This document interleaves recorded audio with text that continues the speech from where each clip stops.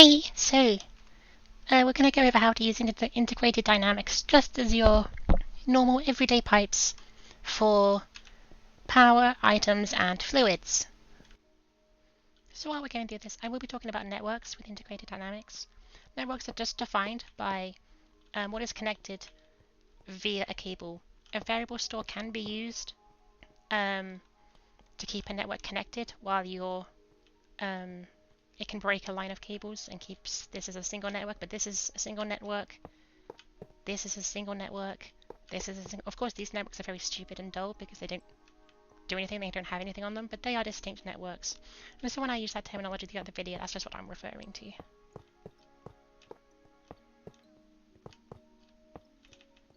So I've got my creative energy bank here, and then we can connect this with cables. We will use our energy interface to say that we're going to connect this to the network. So this is available to the network. We can then say we're going to export out of the network into we're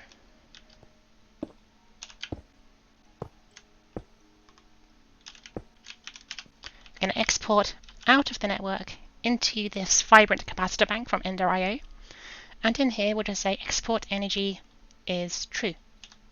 And as you can see, it's starting to fill up slowly.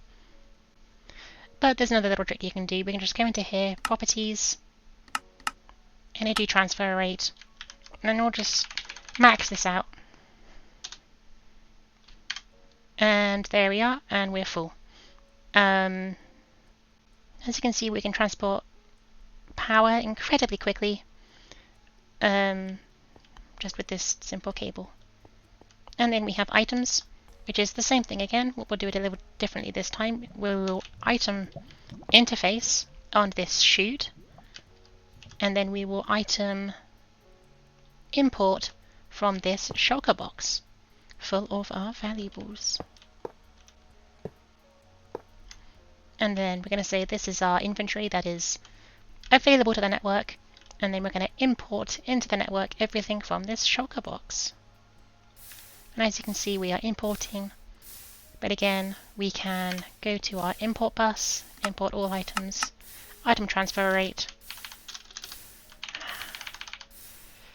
and we'll just put that at really high. We are limited by the chute that can only hold one stack at a time, but if we were to place a inventory here with more than one slot in it, like this chest, and then replace the shulker, you can see that we fill it up incredibly quickly.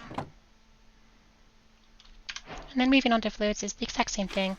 We've got our creative fluid tank. We are going to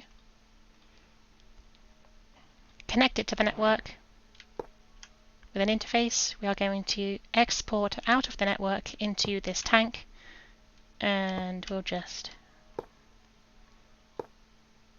connect it up like so.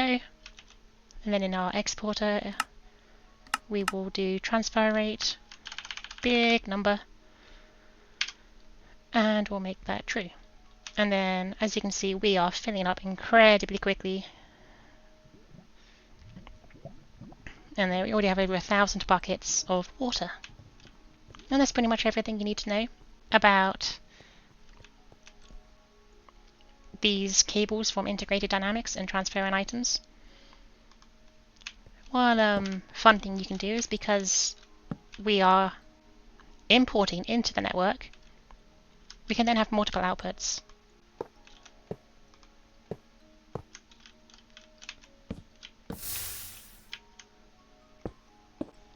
And as you can see, they will all get filled up. It does round robin. You can turn that off if you want. Well, it can round robin, that you can turn on if you want, so that they get filled up in turn. But it is incredibly quick, incredibly easy. And that's pretty much it for cables from Integrated Dynamics. Thanks for watching.